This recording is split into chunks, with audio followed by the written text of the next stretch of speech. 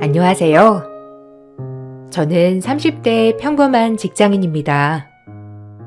얼마 전까지 몸이 좋지 않아 휴직을 했다가 복직을 하게 되었는데요.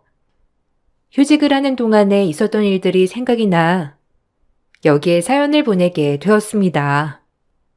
저희 부모님께서는 해외에서 거주를 하셨는데 초등학교 때 해외로 나갔다가 대학 때 국내로 들어와 생활을 했습니다.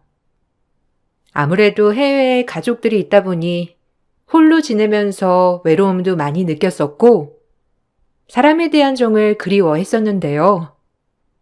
30대가 되어서 만나게 된 남자와 결혼을 하게 되었어요. 저희 남편은 따뜻하고 감수성이 풍부한 사람이었고 항상 저를 배려하고 공감해주면서 제 곁에 늘 항상 있어 주었죠. 남편과 연애를 하면서 남편의 집안 사정에 대해서도 알게 되었는데 어릴 적 아버지가 돌아가셔서 홀시모에 남동생이 있다고 하더라고요. 연애하면서 몇 번 배웠던 시모는 시원시원하시고 대장부 같은 분이셨어요.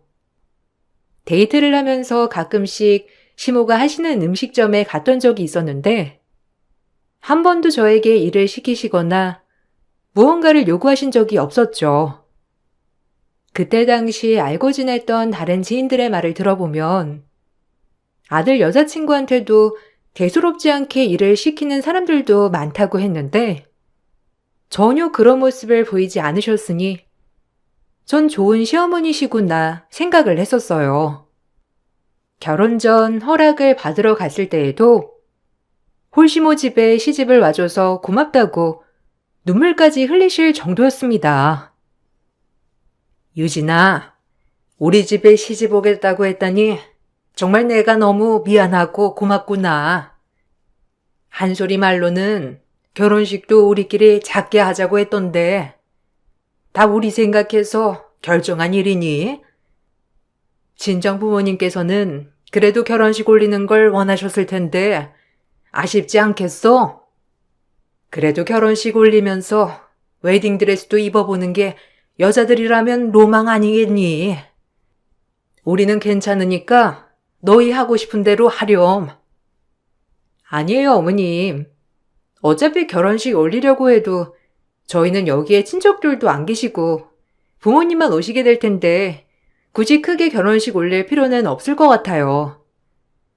저희끼리 간단하게 식사하고 혼인신고 하려고요. 한솔 씨도 그렇게 하는 게 좋을 것 같다고 하고 저도 그렇게 하는 게 좋을 것 같아요. 어머님 걱정하지 않으셔도 괜찮아요. 어머님 제가 부족한 부분이 있겠지만 예쁘게 봐주세요. 아유, 내가 예쁘게 보고 자시고 할 게 뭐가 있겠니? 너희들만 잘 살면 되지.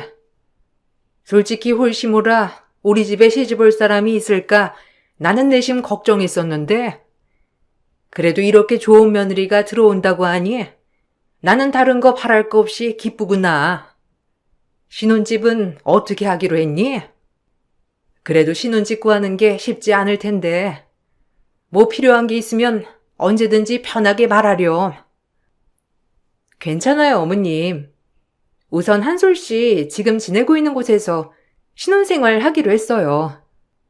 내년이나 내후년쯤에는 이사를 가려고요. 아직은 특별하게 필요한 건 없을 것 같아요. 지금 쓰고 있는 것들로도 충분해서 새로 사지는 않으려고요. 그러니 걱정하지 마세요. 한솔 씨랑 열심히 잘 살게요, 어머님. 걱정하지 마시고 잘 지켜봐 주세요. 결혼하고서도 자주 찾아뵐게요. 너희만 잘 살면 나는 아무 걱정 없어. 나는 신경 안 써도 된단다. 사돈 어르신들께 자주 연락드리렴. 한국에 같이 살고 계시는 게 아니니 더 걱정이 되시겠어. 나야 너희 옆에 있잖니. 그래서 보려면 자주 볼 수 있겠지만 사돈 어르신들은 그러신 게 아니니 궁금하고 보고 싶으실 거야. 그러니 나보다는 멀리 계시는 친정에 더 신경 써서 잘하거라. 나야 한 소리가 챙기면 되고 둘째도 있으니 걱정하지 말고. 시모는 결혼을 할 때도 당신보다는 친정 부모님을 더 걱정하셨는데 아무래도 멀리 타국에 계시니 딸이 결혼해도 와보지 못하고 궁금해 하실 거라며 더 자주 연락하라고 말을 하시곤 했어요. 그 말을 들으며 전 시모에 대해서 존경심도 생겼습니다. 시모뿐만 아니라 시동생도 저를 무척이나 좋아했고 저 역시 환영받으면서 결혼을 하는 기분이었죠. 그렇지만 결혼을 하고 나서 시모의 태도는 180도 달라졌습니다. 우리만 잘 살면 된다고 했던 시모는 매 주말마다 저희를 불렀고 하루는 시댁에서 꼭 잠을 자고 와야 했어요. 잠자리가 바뀌면 불면증이 생기는 저로서는 너무나 힘든 시간들이었죠. 며느라, 이번 주말에는 집에 와서 김치나 좀 해먹자. 보쌈 먹어봤지? 수육 삶아서 새로 담근 김치 해먹으면 얼마나 맛있니? 우리 애들이 그거 엄청 좋아하거든. 이번에는 같이 수육 삶아서 보쌈 해먹자. 알았지? 김치 재료는 내가 싹 다 준비할 테니까 네가 수육 삶을 고기만 사오면 되겠구나. 김치 담가야 하니까 그냥 막 입어도 되는 옷 입고 오고. 아, 아니다. 그냥 내 옷 입으면 되겠네. 아, 어머님, 저 이번 주에는 못 갈 것 같아요. 요즘 통 잠을 못 자가지고 제가 너무 피곤해서요. 이번 주는 집에서 좀 쉬어야 할 것 같아요. 그냥 남편만 시댁에 보낼게요. 남편한테 수육할 고기 사서 가라고 할 테니 어머님 저는 이번 주 쉴게요. 김치는 어머님 혼자 담그시기 그러실 테니까 남편이랑 도련님이랑 같이 하세요. 저희는 김치 안 주셔도 되니 어머님 드실 것만 담그시면 될 것 같아요. 예, 우리 집에서 쉬면 되지. 뭐가 문제니? 왜? 김치 담그기 싫어서 그래? 아이고, 너도 이제 김장하는 거 싫다, 이거니? 예, 내가 무슨 100포기, 200포기를 한다디?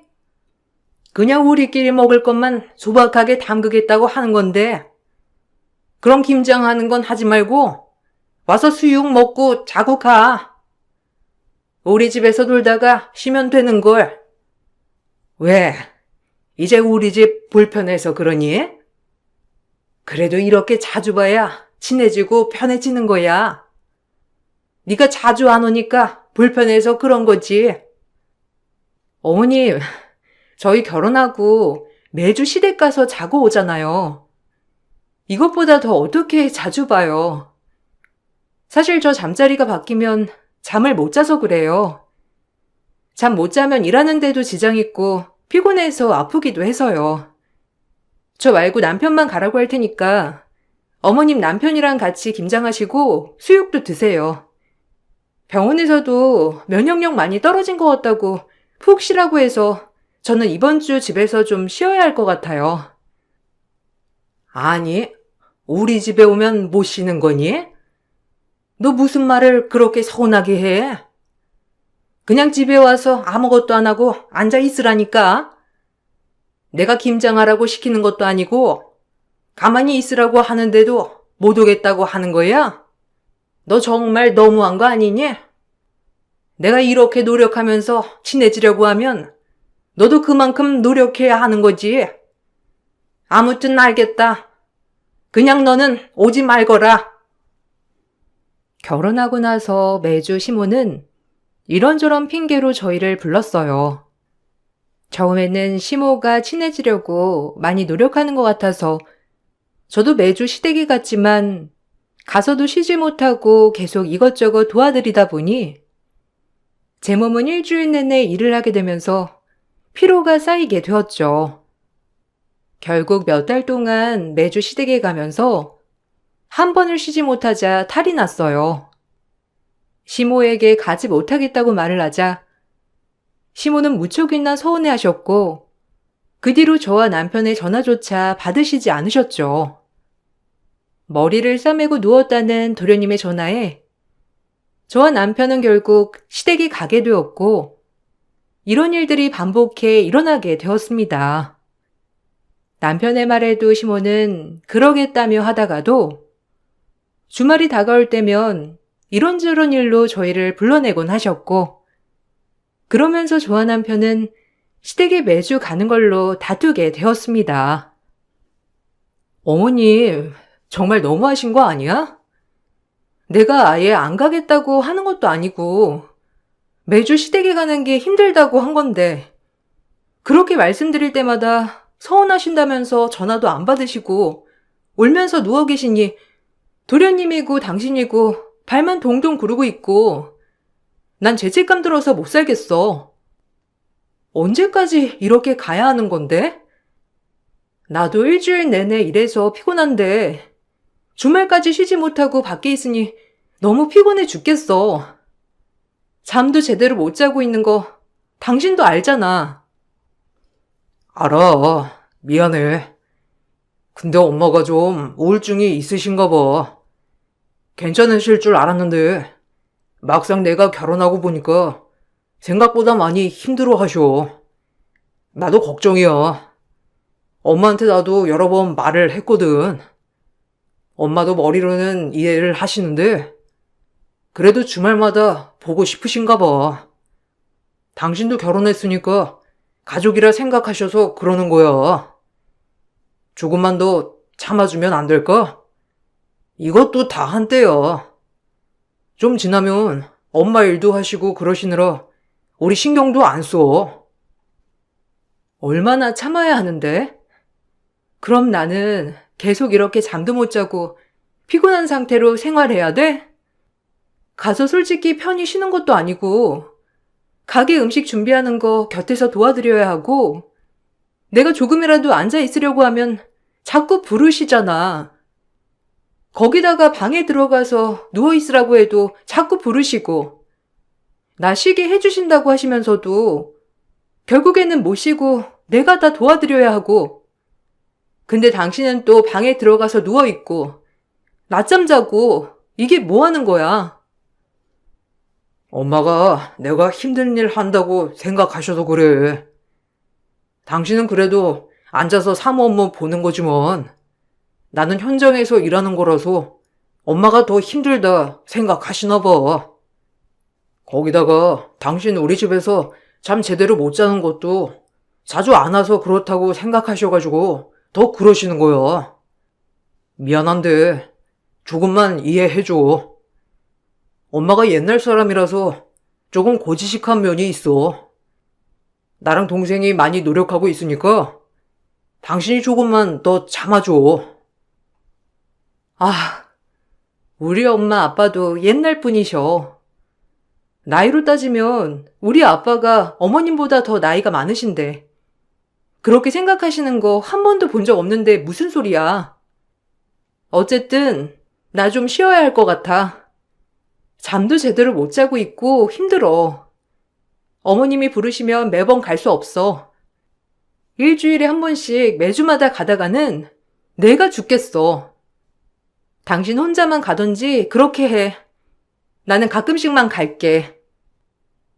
매주 부르시는 시모의 전화에도 저는 가지 않고 남편만 보내기 시작하니 시모는 점점 빈도수를 줄이기 시작하셨어요. 그렇지만 매주마다 전화에 잔소리하는 건 끊으시지 않으셨죠. 그나마 전보다 나아졌다고 생각이 들어 조금 더 시간이 지나면 편해지고 더 나아질 거라 생각을 했었어요. 시모와의 트러블로 정신이 없던 일이 조금씩 나아지고 있을 때쯤 시댁에 큰 사건이 터지게 되었죠. 바로 시동생이 사고를 친 것이었어요. 술자리에서 시비가 붙어 다른 사람과 싸우게 되었는데 그만 그 사람이 다치게 되는 일이 생겼습니다. 어마어마한 합의금이 필요한 상태였는데 시동생은 시모에게 말도 꺼냈지만 도와줄 수 없단 말만 듣고 우리를 찾아왔죠. 형, 어떻게 좀 안 될까? 당장 합의 못하면 나 진짜 큰일 나. 지금 회사에서도 모르고 있는데 벌금이라도 내면 나 회사 잘릴지도 모르는데 형 한 번만 도와주면 안 될까? 아, 그게 내가 그러려고 그런 게 아니라 갑자기 술 마시다가 시비가 붙어서 그런 거야. 형, 조금만 도와줘. 내가 나중에 어떻게든 갚을게. 합의금 안 주면 절대 합의 못 해준다고 하는데 어떡해? 아니, 너는 진짜 제정신이야? 우리 형편에 무슨 수천만 원 합의금을 줘. 그렇게 못해. 그냥 처벌받아. 엄마한테도 물어봤다며. 군대 돈 못 마련해 준다고 하신 거 아니야? 근데 왜 여기 와서 부탁을 해? 우리는 무슨 여유가 있어? 우리도 못 해줘. 그러니까 왜 밖에서 그런 사고를 쳐가지고 지금 이 난리야? 그렇게까지 해줄 것도 없으니까 가서 합의금 좀 낮춰달라고 사정을 하던지 알아서 해. 아, 형수님, 어떻게 안 될까요? 저 진짜 이번에 처벌받으면 회사 다시는 못 다니고 이거 소문이라도 나면 나중에 취업하는 것도 문제되면 어떻게 해요? 형수님, 한 번만 도와주세요. 제가 진짜 앞으로 정신 차려서 열심히 일해가지고 다 갚을게요. 형수님한테 다 갚을 테니까 한 번만 도와주시면 안 될까요? 아무리 합의하려고 해도 합의금 요구하는 대로 안 주면 안 해준다고 해요. 아, 너 진짜? 여보, 얘가 이렇게 사정하는데 우리 한 번만 도와주면 어때? 우리 내년에 이사 가려고 모아뒀던 돈 있잖아. 그리고 당신도 도와줄 수 있고 한 번만 도와주면 안 될까?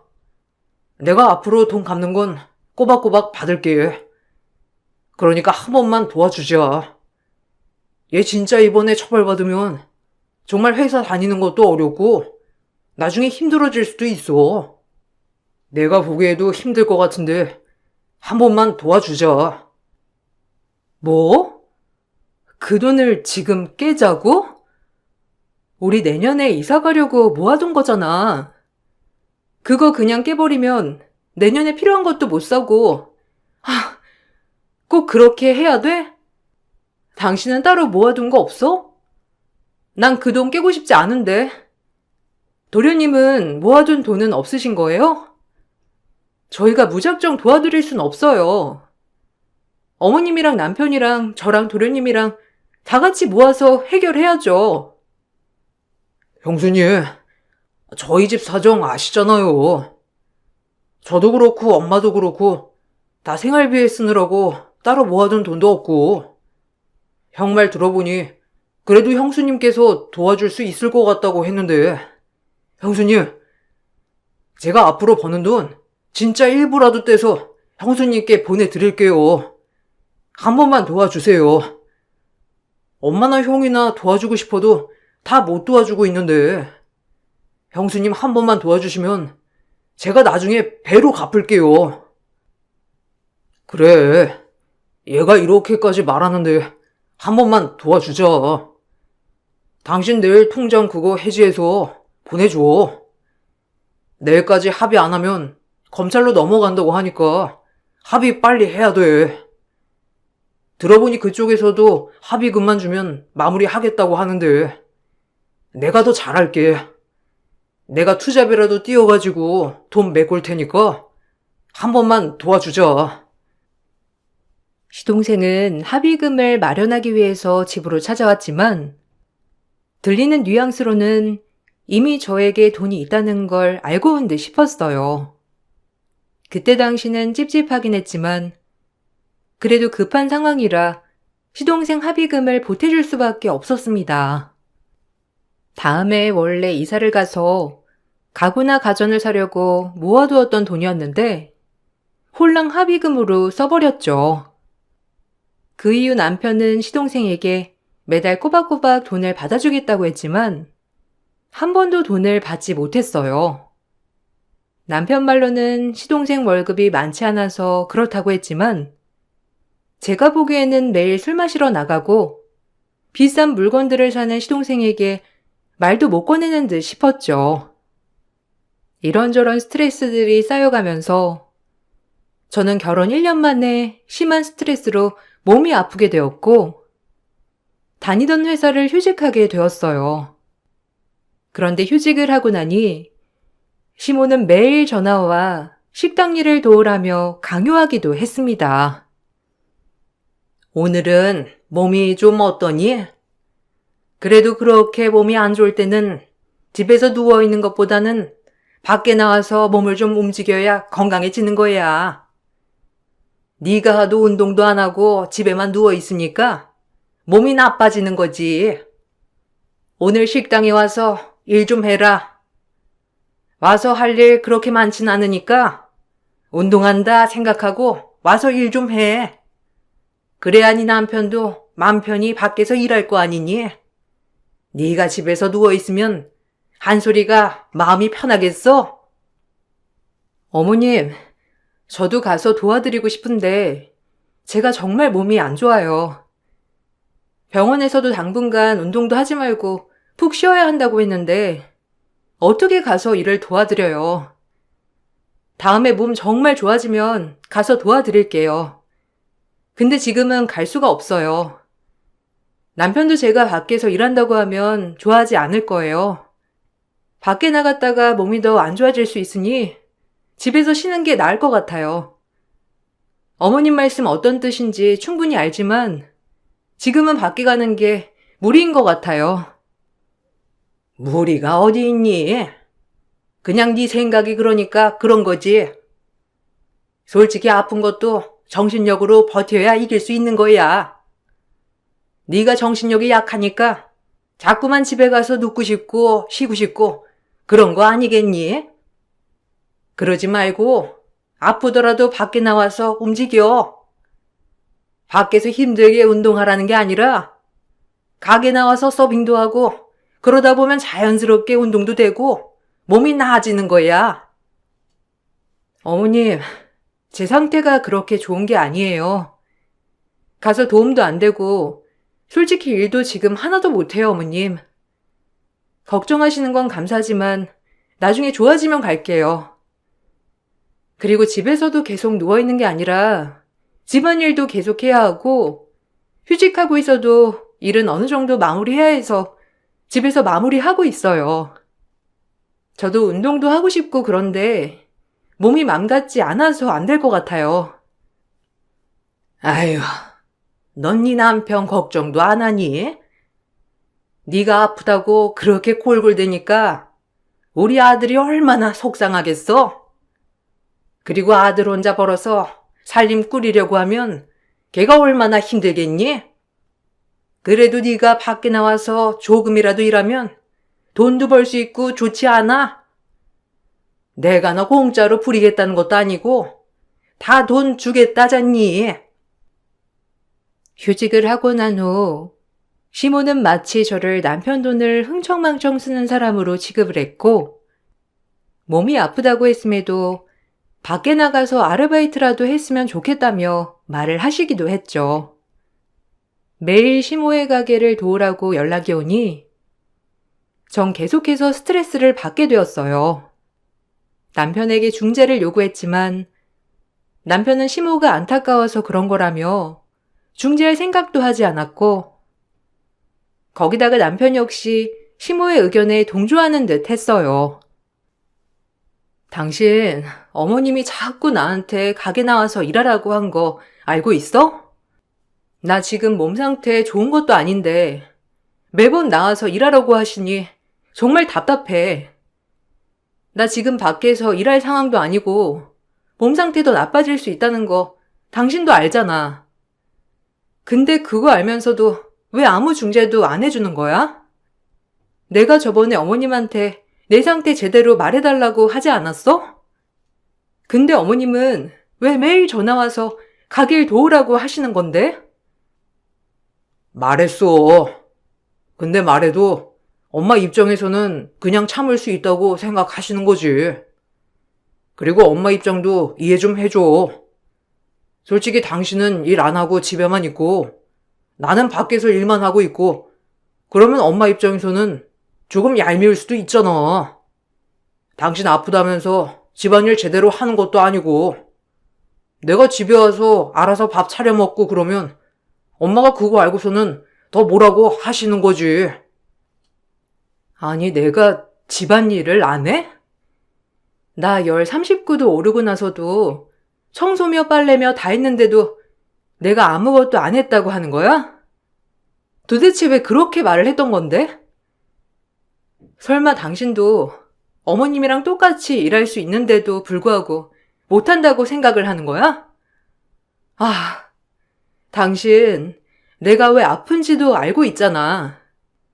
그간 스트레스 때문에 신경성으로 지금 이 지경까지 왔는데 그게 당신이 할 말이야? 아, 당신도 좀 마음을 넓게 가져. 당신이 너무 예민해서 그런 거라 생각은 안 해? 솔직히 가족들 일로 이 정도 스트레스 안 받는 사람이 어디 있다고 그래. 당신이 너무 예민하고 그러니까 조금만 이라도 스트레스 심하게 받는 거잖아. 좀 마음을 편하게 가지라고. 내 주변에도 진짜 죽을 것 같이 힘든 사람들이 있는데 다 일하고 다녀. 밖에서 일하면서 아무렇지 않게 다니는데 당신은 조금 힘들다고 일 그만두고 집에 있는 거잖아. 아니야? 뭐? 당신은 어떻게 그렇게 말할 수 있어? 내가 왜 힘든지 알면서 당신이 어떻게 그렇게 말을 해? 나 이렇게는 진짜 더 이상 못 참아. 다른 사람들한테 지금까지 일들 다 얘기하고 그만하고 싶어. 당신이 어떻게 내 편 한 번을 안 들어주고 어머님 편만 들어줄 수 있냐고. 가서 내 상황 다 얘기해. 아니면 내가 가서 어머님한테 지금까지 상황 다 얘기할 테니까. 알았어. 진정해. 나도 그냥 화나서 그렇게 얘기한 것뿐이야. 당신이랑 싸우고 싶지 않다고. 일단 진정하고 내가 엄마한테 잘 얘기할게. 가게로 부르지 말라고 얘기할 테니까 당신 좀 진정하고 있어. 알았지? 남편은 왜 그렇게 스트레스를 많이 받는지 모두 알고 있었지만 한 번도 시댁에 제대로 된 얘기를 하지 않는 듯 했어요. 저는 그런 남편에게 크게 실망을 했고 큰 싸움 이후 남편은 저에게 미안하다며 조금만 참아달라는 얘기를 했어요. 그 이후로 시모는 가게로 오라는 전화를 하지 않았고 저는 남편이 알아서 중재를 잘했구나 생각을 했습니다. 그렇게 몇 개월이 더 흘러 저는 오랜만에 동창회에 가게 되었어요. 결혼을 하고 나서 정신없이 지내느라 동창회가 있어도 참석을 하지 못했었는데 휴직을 하고 있기도 하고 오랜만에 친구들을 보고 싶어서 동창회에 참석하게 되었습니다. 오랜만에 지인들을 만나서 얘기를 나누다 보니 시간 가는 줄 모르고 있었고 나중에 부재중 전화가 떠 있어 보니 시모가 여러 번 전화를 했더라고요. 다시 전화를 했지만 받지 않자 전 그래도 시모 가게에 매상을 올려드릴까 싶어 시모의 가게로 가게 되었습니다. 그런데 가게에 도착을 하자마자 시모는 저를 보고는 장부를 들고 제 머리를 내려치셨어요. 아니, 너는 도대체 제정신 있냐? 네 남편이 몸 부셔져라 버는 돈으로 이렇게 밖에서 쳐놀고 다니는 거냐? 이게 도대체 뭐 하는 거야? 아주 그냥 살판 났다, 살판 났어. 우리 애 밖에서 고생하는 동안 너는 집에서 퍼질러 누워있기나 하고 이렇게 밖에서 놀러 다니기나 하고 이럴 거면 가게 나와서 매상 올릴 생각이나 하지. 그것도 싫어가지고 남편한테 화나 내고 말이야. 내가 며느리를 잘못 들였지. 아니, 이게 뭐하는... 지금 제 머리 치신 거예요? 저 진짜 오랜만에 나온 거고 이렇게 나와서 쓰는 돈 남편 돈으로 써본 적 한 번도 없어요. 지금 무슨 소리를 하시는 건지 모르겠는데 왜 저한테 그렇게 화를 내시는 거예요? 저 남편 돈 밖에서 쓰고 다닌 적 없습니다. 그리고 제가 왜 이렇게 혼나야 하는지 이해가 안 되네요. 남편이 얘기 드린 거 없는 거예요? 도대체 이게 뭐 하는 짓입니까? 무슨 얘기를 들어? 집도 절도 없는 애. 그래도 결혼하겠다고 하기에 내가 받아줬더니만 결혼한 지 얼마나 됐다고 일도 그만두고 너네 그렇게 해서 어떻게 이사 가려고 그러니? 평생 그 좁은 집에서 살 거야?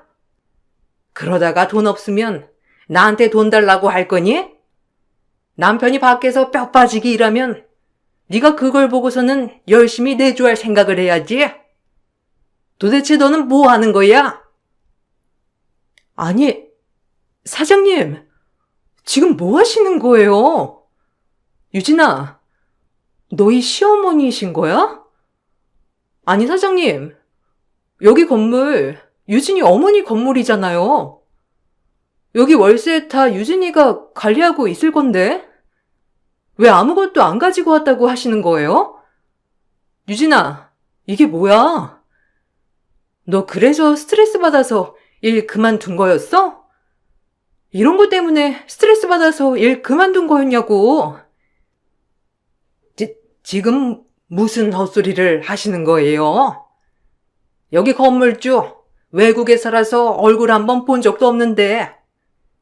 아니 그럼 여기 건물주가 유진이 너네 부모님이라는 거야? 너 지금까지 그거 다 속이고 결혼한 거니? 아 참, 너 진짜 대단한 애구나. 어떻게 그런 중요한 걸 속이고 결혼할 수 있어? 아니 이게 뭐 하는 짓이야? 그래 놓고서는 월세는 다 받고 살았던 거야? 그건 차차 밝혀지겠죠. 더 이상 저도 못 참겠습니다. 이 건물 저희 엄마 거라는 거 속인 적 없고요. 남편은 모든 사실 다 알고 있었어요. 당신한테 말을 안 했던 건 제가 아니고 당신 아들이고요. 그렇게 말하지 말라고 부탁해서 제가 말을 안 했던 건데 끝까지 말을 안 했나 보네요. 저 더 이상 이렇게 살 수 없을 것 같네요, 아줌마. 그렇게 집도 절도 안 한 며느리 보기 싫으시다면 제가 그만하겠습니다. 사실 전 여유로운 집안에서 자랐습니다. 그러다 보니 국내에 들어왔을 때에도 저는 부족함 없이 학교를 다닐 수 있었죠. 모든 사실을 남편은 알고 있었지만 결혼하기 전 남편은 저에게 신신당부를 했던 것이 있었어요. 바로 저희 집이 여유롭다는 사실을 시모에게 알리지 않아줬으면 좋겠다는 것이었죠. 어릴 적부터 안 해본 일이 없이 다 해봤던 시모는 어렵게 두 형제를 키웠고 여유롭진 않지만 가게를 운영하고 있다는 사실에 자부심을 갖고 있던 분이시라고 했어요. 그렇지만 만약 자신과 결혼하는 사람이 차이나는 집안이라고 하면 시모는 기가 죽을 거라면서 저에게 티를 내지 않았으면 좋겠다고 당부를 했습니다. 처음에는 굳이 말하지 않아도 되니 좋다고 했지만 점점 시간이 지날수록 시모가 무시하고 어떻게 알았는지 시동생은 매번 돈을 빌려달라며 전화가 오는 통에 과도한 스트레스를 받게 된 것이었고 그로 인해 마음의 병이 생긴 상황이었어요. 이걸 모두 알고 있음에도 불구하고 남편은 아무런 중재도 하지 않았죠. 전 남편에게 이혼을 요구했고 거기에 당시 가게 CCTV, 동장들의 증언으로 출동한 경찰에게 시모의 만행을 신고까지 했어요. 그렇지만 남편은 자신의 상황을 전혀 이해하지 못하더라고요. 나 당신이랑 못 살겠어. 지금 이게 뭐야? 시동생은 어떻게 알았는지 매번 나한테 전화와서 돈 빌려달라고 하고 우리 건물에 자기 창업하면 안 되냐고 하고 당신이 시동생한테 말한 거야? 그리고 어머님은 맨날 나 무시하고 이번에 무슨 일 있었는지 알기나 해? 동창들 잔뜩 있는 그 집에서 내 머리를 장부로 내려치셨어. 내가 이렇게 하면서도 당신이랑 살아야 하는 이유가 도대체 뭔데? 아, 그러니까 엄마가 좀 가게 나오라고 하면 몇 번이라도 가주지 그랬어. 당신이 하도 말도 안 듣고 그러니까 엄마가 화나서 그런 거잖아. 엄마가 미안하대. 당신한테 그렇게 한 거 미안한데 너무 미안해서 전화도 못 하겠다고 하더라. 노인네가 그래도 미안하다고 하는데 한 번만 용서해줘. 그리고 동생도 도움받을 곳 없으니까 그런 거야. 내가 다 정리할 테니까 당신도 그만해. 뭘 그만해? 내가 뭘 그만하라는 건데? 지금껏 내가 뭘 했다고 그만하라는 거야? 당신이랑 당신 엄마, 당신 동생이 지금껏 날 괴롭힌 건데 왜 나보고 그만하래? 당신 그리고 어머님 가게 월세 받지 말라고 했는데 왜 그건 말 안 했던 거야?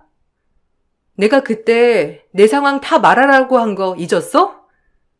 그거 말도 안 했던 거야? 어머님한테 받은 월세는 어떻게 했는데? 그 건물에서 나온 월세 왜 당신이 개인적으로 쓴 건데? 그건 내가 급한 곳이 있어가지고 쓴 거야. 다시 채워 넣으려고 했어. 내가 쓰려고 일부러 그런 게 아니라 급한 상황이라서 어쩔 수 없이 쓴 거야. 그런데 당신 어떻게 알았어? 설마 당신 내 뒷조사 한 거 아니지? 당신 진짜 그렇게 했으면 나 진짜 가만 안 있을 거야. 당신 조금만 진정해. 내가 다 해명할 테니까 당신 조금만 진정하라고. 엄마한테도 내가 다 설명할게. 이미 늦었어. 이제 와서 설명해 뭐 할 건데? 우리 사이 이제 끝이야. 당신이랑 나랑 무슨 신뢰가 있고 믿음이 있니? 그리고 당신 시댁에서 나한테 한 것만 해도 내가 버틸 수나 있겠어? 이제 진짜 끝이야. 더 이상 당신이랑 할 말도 없고 뭐라고 해야 할지도 모르겠어. 당장 이혼해. 남편은 이혼을 요구해도 절대 그럴 수 없다며 말을 했어요. 사실 중간에 크게 싸웠을 때 전 시모에게 건물 관리를 제가 하고 있으며 남들 월급보다 더 많이 벌어오고 있음을 말해달라고 했었죠. 그렇지만 남편은 어쩐 일인지 시모에게 그 사실을 말하지 않는 듯 했고 거기다가 제가 아프면서 건물 관리를 제대로 하지 못하자 자신이 통장 관리를 해주겠다며 가지고 간 뒤 모든 돈들을 뒤로 빼돌려 쓰고 있었습니다. 이 사실을 알고서도 전 넘어가려고 했지만 시모의 행동, 남편의 방관을 더 이상 참을 수 없다 생각이 들었고 그렇게 전 남편에게 이혼 소송을 했습니다. 시모의 부당 대우로 인한 이혼 청구를 진행했고 거기다가 재산 분할에서도 남편에게 분할해줄 재산이 없다 주장했습니다. 당연히 남편은 자신이 건물을 관리했으니 자신의 몫이 있다고 주장했지만 오히려 남편은 건물 관리를 제대로 하지 않았고 그로 인해 입주자들이 여러 번의 항의를 해왔었다는 점, 월세를 모두 받아 개인적으로 사용했다는 점으로 남편은 재산 분할을 받지 못하게 되었어요. 거기다가 남편은 유책 사유가 있어 저에게 위자료를 지불하게 되었습니다. 거기다가 시모의 만행 또한 일방적으로 무력을 가한 점이 인정되어 처벌을 받게 되었고 그날의 사건은 동네방네 소문이 나면서 동네 장사를 하셨기 때문에 그때 이후로 손님 발길도 뚝 끊겼다고 해요. 저는 그렇게 남편과 헤어지게 되었는데 헤어지는 과정에서 시모는 저에게 미안하다며 연락을 해왔지만 그것이 진심이 아니라는 것을 전 알았어요. 이혼이 확정되고 난 뒤 시모는 저에게 독서를 담은 메시지를 보내왔고 모든 사실을 알게 된 친정 부모님께서 시모 가게와의 계약을 연장하지 않으셨습니다. 그렇게 시모 가게는 문을 닫게 되었고 듣고 보니 아직도 사고치는 시동생 뒤처리와 시모까지 감당하느라 남편은 투잡까지 뛰면서 고생하고 있다고 하더라고요. 벌써 남편과 관계를 정리한 지 몇 개월이 지났는데 지금은 어느 정도 몸이 많이 회복되어서 다시 일을 시작하려고 복직을 준비하고 있답니다. 이번에 친정에서도 해외 생활을 정리하고 들어오신다고 하니 이제는 외로움 없이 잘 지낼 수 있을 것 같네요. 제 긴 사연을 들어주셔서 감사합니다. 여러분들도 항상 행복하고 든든한 사람들과 함께 하시길 바랄게요. 안녕하세요. 저는 지긋지긋했던 남편과의 결혼 생활을 끝내고 이제야 자유를 찾게 된 30대 여자입니다. 저도 보잘것없는 인생이지만 남편이 저를 진심으로 사랑하는 마음이 느껴져서 결혼을 결심하고 제 인생을 맡겼는데 결국 남이 되어버린 좋지 않은 결과로까지 이어지게 되었습니다. 남편과는 11년간 함께 있고 그 긴 시간 동안 노력했지만 모든 건 뜻대로 되지 않더라고요. 남편과 마음 맞춰 사는 것도 버거운데 시댁 식구들까지 저를 힘들게 하다 보니 하루하루 견디기가 쉽지 않았습니다. 노력을 해도 되지 않는 것들이 있더라고요. 그러다 보니 저도 이런 삶들이 지쳐버려 더는 좋은 감정이 나올 수가 없었어요. 처음 남편과 결혼했을 때는 서로 가진 것도 없이 시작해도 제가 의지할 사람이 있다는 거에 감사했고 너무 행복했었는데 임신을 하면서부터 제 인생은 180도 달라지게 되었습니다. 둘이 벌어도 많이 힘든 상황인데 자리도 잡기 전에 임신부터 했다고 시댁 식구들에게 욕을 한 바가지 먹었어요. 그때부터 삐걱거리기 시작한 삶은 결국 이혼까지 치닫게 되었습니다. 처음 남편과 결혼하려고 인사를 드리러 갔을 때 제가 혼자라는 사실을 마음에 들어하지 않으셨어요. 온전치 않은 가정 환경에서 자라왔다는 게 신경이 쓰이셨는지 남편과의 결혼을 고민하셨지만 남편도 잘난 건 아니었기 때문에 그런 처지를 시모도 인지하고 허락을 해주셔서 식을 올릴 수는 있었습니다.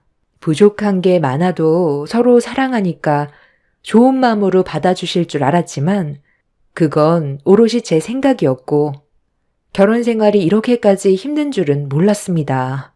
자리를 잡기도 전에 임신을 하게 되고 만삭이 되자 시모가 시댁으로 들어와 살라고 강제 결정을 하셨어요. 밖에서 일하는 남편 신경 쓰게 할 거냐면서 출산 이후 몸조리도 해야 되기 때문에 무조건 들어오라고 하시길래 남편과 상의 끝에 불화를 만들고 싶지 않아 시모의 말을 따랐습니다. 모든 결정권은 시모에게 있었어요. 그 이유는 시댁 집안은 가족이 있지만 저는 가족 없이 홀로 살아왔었거든요. 제가 20살이 되었을 때 엄마는 저를 버리고 떠났어요.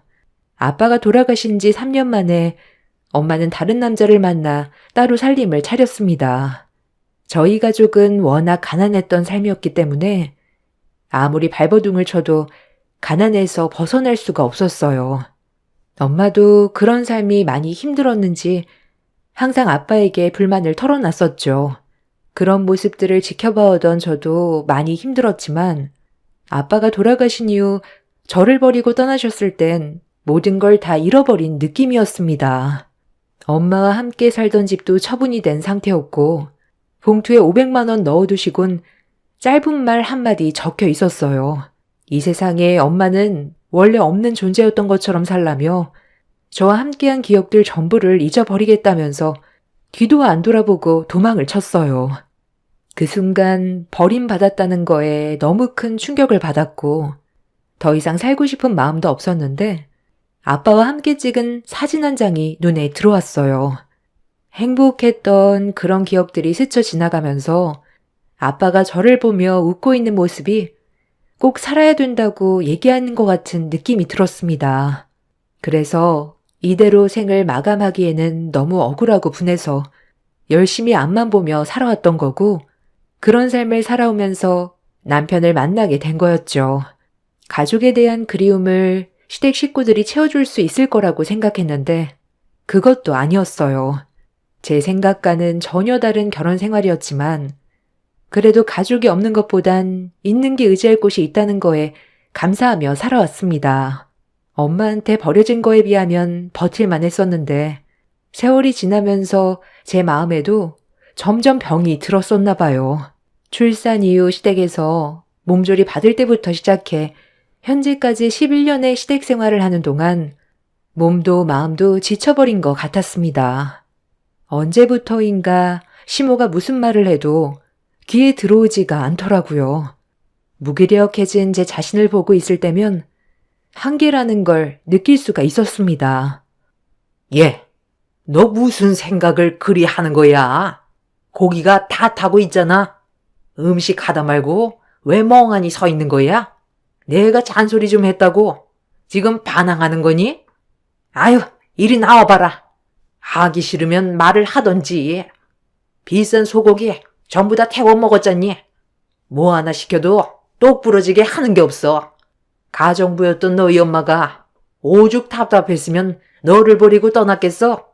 나 같아도 너를 버렸겠다. 어떻게 된 게 10년 전이나 지금이나 변한 게 하나도 없냐? 매일 눈 뜨고 눈 감을 때까지 잔소리 듣는 거 지겹지도 않아? 갑자기 왜 가정부 얘기가 나오는 건데요? 그 사람이 가정부였던 게 무슨 상관인 거죠? 이런 식으로 트집 잡으려고 그 사람에 대해 물어본 거였어요? 네가 하는 짓을 봐봐라. 비싼 소고기는 다 태워 먹고 좋게 해주고 싶어도 달라지는 게 없으니 좋은 말이 나가겠니? 너 왜 애 등원 보내고 해야 될 일을 안 한 거야? 애 등원 보내고 바로 집안 청소하고 아침상 준비하라고 했는데 커피를 마시고 있어? 요즘 아주 막 나가려고 작정을 한 거지? 내가 지금 화가 치밀었는데도 최대한 참고 있는 중인 거 알면서 왜 나를 계속 건드려? 한번 해보자는 거야? 너 이 집에서 쫓겨나고 싶니? 내쫓기면 갈 데도 없는 게 어디서 지금 누나를 부라리면서 혜미를 노려봐? 너는 내 집에서 평생 군말하지 않고 가정부 역할이나 하면서 살면 되는 거야. 그 피가 어디 가니? 지금 말 다 했어요? 제가 뭘 어쨌길래 그 사람과 비교를 하는 건데요. 저도 좀 쉬고 싶어서 아침에 정신없이 아이 등원 보내고 숨 좀 돌릴 겸 커피 한 잔 했어요. 그런데 그게 그렇게 잘못된 일이에요? 제 입에 커피 한 잔 들어가는 게 꼴 보기 싫어 죽겠어요? 이런 식으로 살 바엔 차라리 그냥 나가서 사는 게 낫겠어요. 저도 더는 참기가 힘들어요. 어머님한테 받는 스트레스가 너무 커서 우울증까지 왔다고요. 저를 계속 막대한다면 그 사람과도 그만 끝낼 거니까 그런 줄 아세요. 이 집안에 제 편도 없고 저를 위해주는 사람 단 한 명도 없는데 지금까지 참아왔던 이유가 뭔 줄 아세요? 저는 한번 버림받은 존재니까요. 이 집안에서도 버림받고 싶지가 않아서 지금까지 버티며 살았던 거예요. 노력하면 어머님도 저에게 마음을 열어주실 거라는 작은 희망 하나 가지고 힘들게 살아왔는데 역시 사람은 안 변하네요. 앞이 보이지 않는 감옥 같은 이곳에 더는 있을 필요도 없겠어요. 애 하원하면 데리고 나갈게요. 애를 데려가겠다고? 네가 원하는 대로 내가 순순히 따라줄 것 같니? 억지를 부려도 적당히 해야지. 그냥 죄송합니다. 한마디 하면 끝날 문제인데 상황을 악화시켜서 어쩌겠다는 거야? 왜 대답이 없어? 너 정말 나랑 한번 해보겠다는 거지? 오냐? 오늘 갈 때까지 한번 가보자. 나갈 거면 애는 두고 너만 짐 싸서 나가. 에휴, 저러니 욕을 안 하려야 안 할 수가 없는 거야. 지금까지 우리 집에서 무상으로 먹고 살았으면 감사하게 생각하고 쥐 죽은 듯이 살아야 되는 거 아니야? 배가 불렀지. 며느리가 아주 배가 불렀어. 당신은 저런 말을 하는데도 그냥 듣고만 있을 거야? 당장 내쫓아 버려. 고생 한번 해봐야 여기서 살았던 게 행복한 줄 알지? 그렇잖아도 내쫓으려 했어. 너 꼴 보기 싫으니까 당장 나가라. 여기서 아무것도 들고 갈 생각 말고 맨몸으로 나가거라. 들어올 때도 맨몸으로 들어왔으면 나갈 때도 맨몸으로 나가야지. 그리고 너는 어미라는 게 너만 고생하면 되지. 자식까지 버림받게 만들 거니? 내 손주는 절대 못 주니까 너만 나가라. 시모는 제가 고생 좀 해봐야 정신을 차릴 것 같다면서 내쫓으려 하길래 제 아이는 데리고 가겠다고 하자 갑자기 현관문 앞에 있는 빗자루를 들더니 저에게 마구잡이로 휘둘렀어요. 이성을 잃은 시모의 행동에 맨몸으로 도망을 나오게 되었고 하원하는 제 아이를 시부가 먼저 데리고 가버려 한참 동안 시댁 앞에서 아이를 보내달라고 얘기했지만 굳게 닫힌 문은 열리지 않았습니다. 아이 걱정에 저녁 시간이 될 때까지 집 앞에 서 있다가 퇴근한 남편과 마주치게 되었습니다.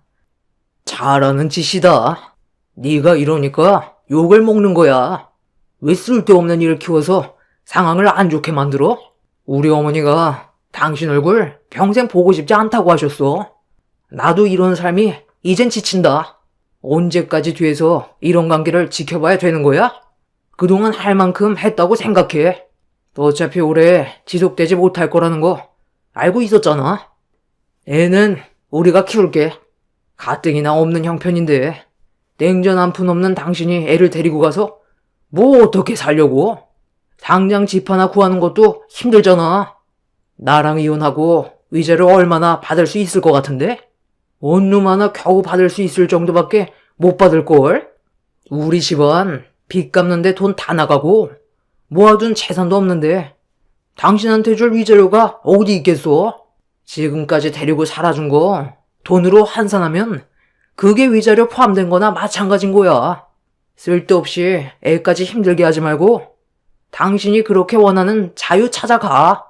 나도 이참에 우리 집안에 헌신하고 잘할 수 있는 그런 여자를 새로 들이든지 해야 되겠다. 당신보단 차라리 외국인 여자가 낫겠어. 시키면 시키는 대로 군말하지 않고 할 거 아니야? 애 앞날까지 망치지 말고 망가질 거면 당신 혼자 망가져. 너는 내 입장에 대해서 조금도 이해해주지 못하는구나. 내가 여태껏 왜 버티며 살아왔는지 뻔히 알면서 어떻게 그냥 갈라서자는 얘기를 할 수가 있어? 결혼 전에는 가진 거 없어도 평생 행복하게 해주겠다는 그 말 한마디 믿고 지금까지 버티면서 살아왔었는데 너는 분가할 생각도 전혀 없었던 거지? 말로만 분가하겠다고만 했지. 아예 생각 자체도 없었잖아. 당신 식구들 때문에 힘들다고 몇 번이나 얘기했었는데 맨날 알겠다고만 하지. 결국 달라지는 거 있었어? 죽이 되든 밥이 되든 애는 내가 데려가. 이 집에서 살다간 네 집안 식구들처럼 정신이 이상해져 버릴 거야. 어차피 이렇게 된 거 나도 너랑 더 이상 살고 싶지도 않고 끝내고 싶으니까 당장 내 아이 데리고 나와. 네가 원하는 여자 데리고 살면 되잖아. 이 문제로 소송까지 가는 돈이 아깝다. 빨리 데리고 나오라고. 얘가 아주 동네 창피하게 어디서 소리를 빽빽 질러? 너 정말 갈 때까지 가보겠다는 거야?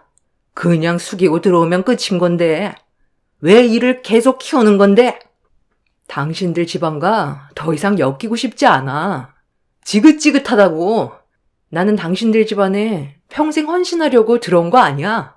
행복해지고 싶었고 웃으면서 살고 싶었어.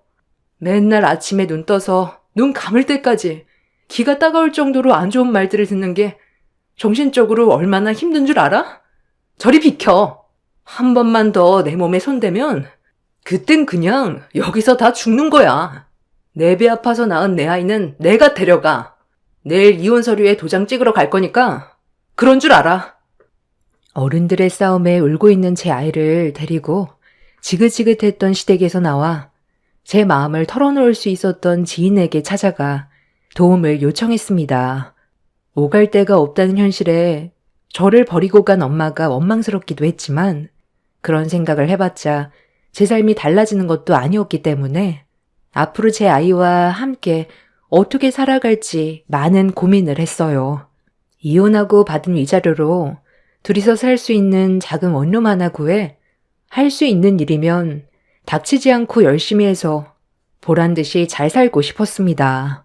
결국 며칠 후 남편과 이혼 서류에 도장을 찍게 되었고 11년간 가정부 취급하던 시댁 식구들의 모진 핍박에서 벗어나는 자유를 얻게 되었습니다.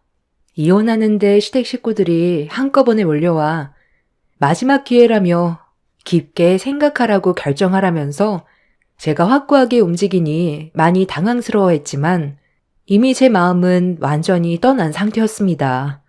지긋지긋했던 결혼생활 청산하고 얼마 되지 않은 위자료 받아서 제 아이와 함께 원룸 생활부터 시작했어요. 맨날 시댁에서 아이한테 안 좋은 모습 보여주며 사는 것보다 조용하게 사는 게 아이한테도 심적 안정이 되는 것 같았습니다. 앞으로 좋은 일들만 있을 거라고 긍정적으로 생각하면서 제가 할 수 있는 일자리를 알아봤고 어렵지 않게 취업이 돼서 열심히 살아가고 있었는데 어느 날 저녁 남편이 문을 두드렸어요. 아이를 의무적으로 보여줘야 되는 시기가 있어서 집 주소를 알고 있었는데 남편이 제 아이와 만날 시간도 아닌데 갑자기 찾아왔길래 안 좋은 기분으로 현관문을 열면서 늦은 시간에 왜 찾아왔냐고 기분 나쁜 얼굴로 남편을 바라보는 순간 처음 보는 남자가 갑자기 툭 튀어나왔어요. 나는 뭐? 여기 오고 싶어서 온 줄 알아? 이 사람이 계속 당신 집 주소를 알려달라잖아. 그래서 누구냐고 물어보니까 당신 어머니와 관련된 사람이라고 하길래 같이 온 것 뿐이야. 그리고 무슨 말을 하려는 건지 나도 들어는 봐야 할 거 아니야? 아직 우리 부부관계 아이가 있는 한 유효한 거 알지? 딱 봐도 돈 좀 있어 보이는 분 같은데? 안녕하세요. 저는 한결법인 대표 김승철 변호사라고 합니다. 따님 성함이 이윤정 씨 맞으시죠? 어머니 조남이 황영애 씨 되시고요. 제가 오늘 갑자기 찾아온 이유는 이 봉투를 드리기 위해서인데요. 돌아가신 모친께서 남기신 유언장입니다. 일단 먼저 읽어보시고 대화를 이어가는 게 좋을 것 같으니 확인 좀 해보시겠어요? 윤정아, 엄마다. 네가 유언장을 건네받았을 땐 이미 엄마는 이 세상 사람이 아니겠지만 항상 네가 어떻게 살아왔는지를 지켜보고 있었어. 내 몸이 온전했을 때 연락을 하고 싶었는데 사람 일이라는 게 쉽지가 않더구나. 여러 가지 얽히고 설킨 일들을 처리하다 보니 너한테 편지만 남길 수밖에 없는 신세가 되어버렸네. 죽음이 바로 코앞까지 다가오다 보니 너한테 모실게 했던 그 행동에 대해 나도 많이 후회스럽고 무엇 때문에 이렇게까지 했는지 되돌아보니 결국 돈 때문이었지. 가난한 삶에서 벗어나고 싶었던 내 마음이 그때 당시 너무 컸기에 당장 놓칠 수 있을지 모를 많은 재산을 모른 척 할 수가 없었어. 그래서 너와의 관계를 끊어냈었던 거다. 마지막까지 발길이 떨어지지 않아. 네가 집으로 돌아갔을 때의 모습까지 보고 눈물을 훔치면서 앞만 보며 뛰어갔어. 그리고 나는 내 몫을 차지하기 위해 병들어 가고 있는 한 사람과 한국을 떠났었다. 많은 걸 설명할 순 없지만 너도 어느 정도는 알고 있었을 거야. 너희 아빠와 결혼 생활하면서 엄마가 다른 남자를 만나고 있었다는 것을. 너희 아빠가 암으로 떠난 뒤 3년간 그 사람과 만나오면서 재혼하려고 생각 중이었는데 너한테 차마 얘기할 수가 없었던 게 엄마에 대한 증오심이 커질까봐 그랬어. 그 사람은 지금까지 홀로 외롭게 살아왔었기 때문에 엄마가 필요했었지만 가정을 꾸리는 건 원하지 않았어. 자유로운 생활을 선택했던 거야. 그래서 3년간 설득을 했지만 끝내 해외로 떠나겠다는 말을 하더구나. 그 사람이 갑자기 떠나겠다는 결정을 내렸을 땐 엄마도 많이 당황스러웠었지. 그 사람 또한 너희 아빠와 마찬가지로 암이었는데 검사 결과 길어야 몇 년이라는 시간밖에 주어지지 못한다는 말에 해외여행을 선택했었어. 엄마는 그 사람을 보내면 모든 걸 잃게 되는 거나 마찬가지였지. 그래서 급하게 모든 걸 정리할 수밖에 없었다. 너한테 이런 문제를 얘기했다면 분명 그 사람에게 떠나지 못했을 거야. 엄마가 자식을 버리고 떠난다는 게 얼마나 가슴 아픈 일이겠니? 그렇다고 눈앞에 보이는 그 사람의 재산을 버릴 수가 없었던 거야. 그리고 그 사람과 함께하는 몇 년간 나는 법적으로 혼인관계로 생활했고 그 사람이 떠난 뒤에 너를 만나려 했었어. 엄마가 재혼한 그분이 암으로 결국 떠나고 엄마는 저에게 다시 나타나려고 했지만 사람 일이라는 게 모든 것들이 계획대로 되지 않는지 엄마한테도 건강상 문제가 생겼다는 걸 느끼게 되었고 검사 결과 정말 웃기게도 아빠의 뒤를 따라갈 수밖에 없는 병을 앓게 되었습니다. 엄마는 아픈 몸으로 제 앞에 나타나고 싶지가 않았었는지 대장암을 치료하기 위해 바로 항암 치료에 들어갔지만 생각했던 거와 다르게 건강은 점점 악화가 되어갔고 결국 버티다 못해 치료를 포기하게 된 거였어요. 마지막 순간까지도 제 얼굴을 볼 수 없었던 이유는 돈 때문에 선택한 결정이었는데 그 결정이 너무 후회스러웠고 떠나게 될 줄 알았다면 제 곁에 있어주지 못했던 시간들이 너무 미안해서 소식만 받으면서 생을 마감하게 된 거였습니다.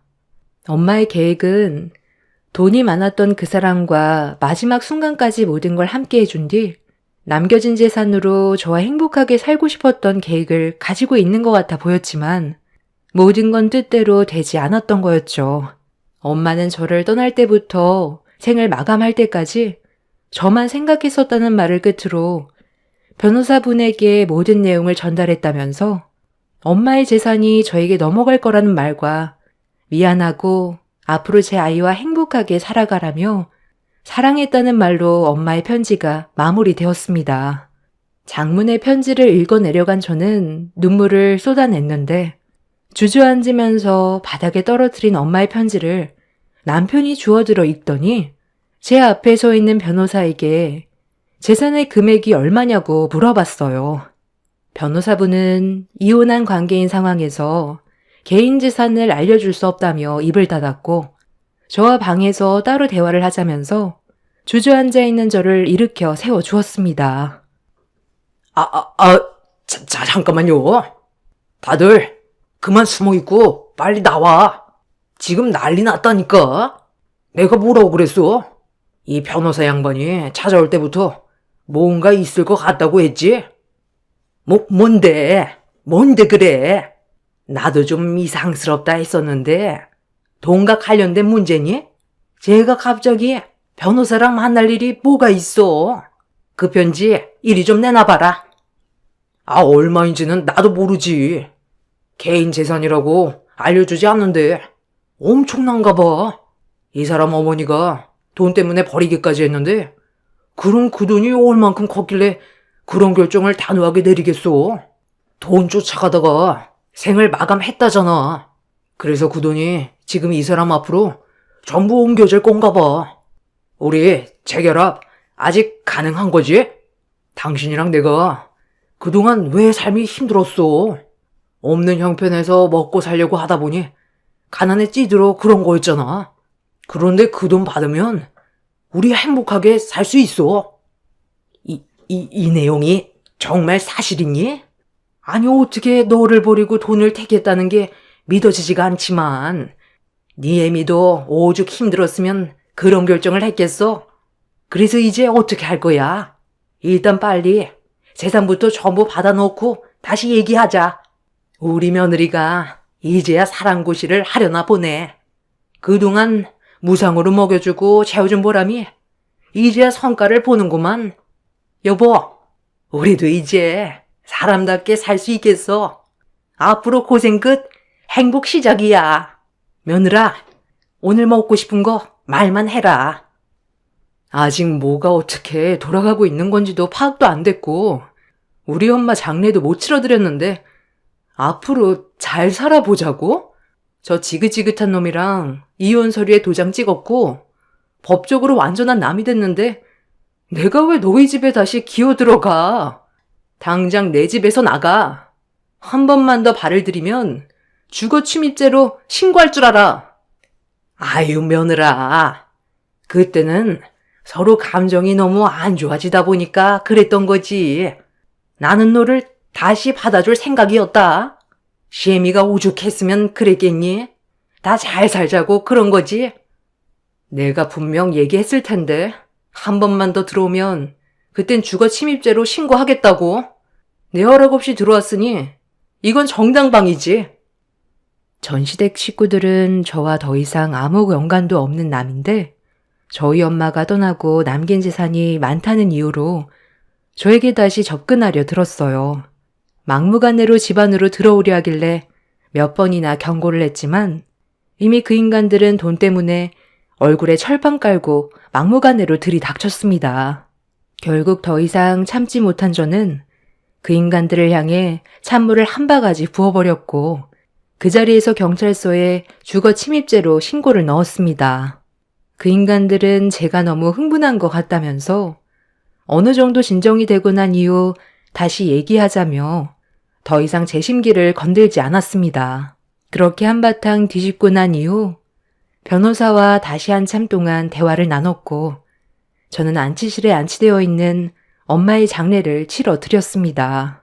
매몰차게 뒤도 안 돌아보고 떠날 땐 언제고 차가운 몸으로 돌아온 엄마의 모습을 보니 너무 가슴이 아파졌습니다.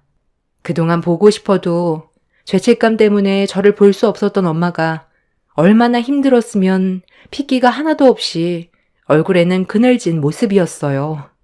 자식의 도리로서 엄마의 장례를 정성껏 치러드렸고 변호사의 도움을 받아 엄마의 재산을 제가 힘들이지 않고 받을 수가 있었습니다. 가난에 찌들어 돈이 없던 시절 가정부 생활을 하면서 입에 풀칠하던 때와 다르게 세상을 떠난 엄마의 신분은 돈이 많았던 사모님으로 바뀌어 있었지만 이렇게 떠나고 나니 인생이 참 허무하게만 느껴지더라고요. 도대체 무엇을 이루기 위해 돈만 보고 악착같이 살아왔나 싶어요. 아무리 부족하고 힘들어도 저와 함께 했었으면 저도 이런 삶을 살진 않았을 텐데 과거를 되돌아보면 그때 당시 엄마의 선택이 많이 아쉽습니다. 좋은 추억 하나 만들지 못하고 달랑 편지 한 통에 모든 걸 정리해버린 엄마의 행동이 마음 아프지만 저를 위해 선택했던 결정이었다고 좋게 생각하고 살아가려 합니다. 엄마가 저에게 남겨두신 재산은 총 50억 정도 됩니다. 갑자기 너무 큰 돈이 들어와서 어떻게 해야 할지 모르겠고 이 돈을 제가 온전히 받는 것도 죄스럽게만 느껴집니다. 저희 엄마는 떠났는데 저와 제 아이만 행복하게 잘 살 자격이 되는 걸까요? 전시댁 식구들은 저에게 재산이 얼마나 남겨졌는지 알지 못하기 때문에 속이 타들어가는지 어떻게 해서든지 전 남편과 다시 재결합시키려고 온갖 노력을 다 기울이고 있지만 조금의 감정도 생기지가 않습니다. 평소에 행실이 좋았다면 제 마음은 바뀔 수 있었겠죠. 그 사람들이 배 아파 뒹굴고 있는 모습을 보니 한편으론 속이 후련하기도 합니다. 제 아이와 앞으로 적당한 집 하나 구해서 아무런 방해 없이 조용히 살아가고 싶어요. 그리고 남은 재산의 일부는 저처럼 가난한 삶이 힘든 분들을 위해 어느 정도 도와드리려고 계획 중입니다. 과거에 안 좋았던 기억들 전부 떨쳐버리고 앞으로의 미래만 생각하려고요. 다가오는 주말에 눈이 내릴 거라던데 여러분들께서도 건강에 유의하시고 올해의 마지막 12월 마무리 잘 하시길 바랍니다. 제 기가 막힌 사연 들어주셔서 감사합니다. 안녕하세요. 저는 두 아이를 키우고 있는 50대 초반 여자입니다. 최근에 이사를 하려고 짐 정리를 하다가 오래된 가족 앨범을 보게 되었는데요. 수많은 사진 속에 남편과 함께 했던 기억들이 남아있는 걸 볼 수 있었습니다.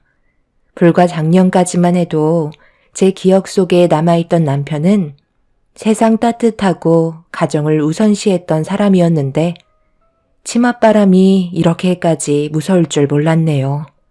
남편과 저는 결혼을 하고 식당 일을 했었는데요. 부모님께서 운영하고 계셨던 식당에서 남편과 함께 일을 배우면서 인수까지 받았습니다. 부모님 건강 상태가 좋지 않으셔서 내린 결정이었죠. 처음에는 무난하게 장사를 유지할 수 있었지만 아무리 열심히 해도 부모님의 손맛을 제가 따라가기는 역부족이었어요.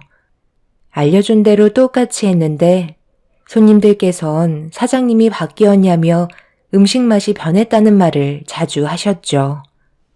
그때마다 설명을 드리면서 똑같이는 아니더라도 최대한 비슷하게 따라하려고 정말 많은 노력을 기울였습니다. 남편은 주방 일보단 홀서빙과 카운터를 보면서 부식차가 오면 힘을 쓰는 일을 해주곤 했었어요. 그렇게 각자의 위치에서 땀 흘리며 부딪히다 보니 어느새 부모님께서 식당에 안 계셔도 어렵지 않게 운영을 할 수 있었습니다. 여기까지 오는데도 몇 년이라는 시간이 걸렸었죠. 비록 몸은 힘들었지만 저희 식당에 찾아와 주시는 손님들을 보며 힘을 낼 수 있었고 앞으로 좋은 일들만 생길 거라는 기대에 하루하루의 삶이 너무 행복했었어요. 남편은 원래 일반 직장인이었는데 제가 식당 일을 도와달라고 설득을 했었죠. 부정적으로 생각해 주지 않고 저를 도와준 남편에게 항상 고마웠었어요.